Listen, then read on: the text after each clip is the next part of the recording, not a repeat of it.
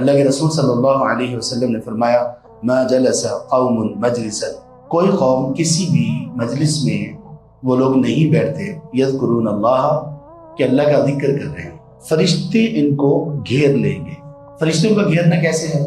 جیسے پروٹوکول کے لیے کسی بادشاہ کے، کسی پرائم منسٹر کے، کسی پریزیڈنٹ کے، کسی بڑے کے پروٹوکول کے لیے سپاہی ہوتے ہیں نا، اس طرح سے اس پروٹوکول عزت اور احترام دینے کے لیے یہ جو اللہ کے ذکر کی مجالس ہوتی ہیں فرشتے ان کو گھیر لیتے ہیں۔ آپ یقین کر لیجئے جس طرح آپ کھلی آنکھوں سے دیکھ رہے ہیں مجھے اور سن رہے ہیں، اسی طرح یقین کر لیجئے کہ فرشتے ہمارے ارد گرد بہت بڑی تعداد میں گھیرے ہوئے، ہمیں اس بات کا یقین ہے۔ دوسرا انعام وغشیتہم الرحمہ، اللہ کی رحمت ان کو ڈھانپ لیتی ہے، کور کر لیتی ہے۔ جیسے ہمارے اوپر یہ چھت ہے نا، چھت نے ہمیں کور کیا ہوا ہے، اب چھت نے کور کیا ہوا ہے تو نہ ہمیں دھوپ ستا سکتی ہے، نہ ہمیں بارش ستا سکتی ہے، نہ کوئی آندھی نہ طوفان، چھت نے بچایا ہوا ہے سب چیزوں سے۔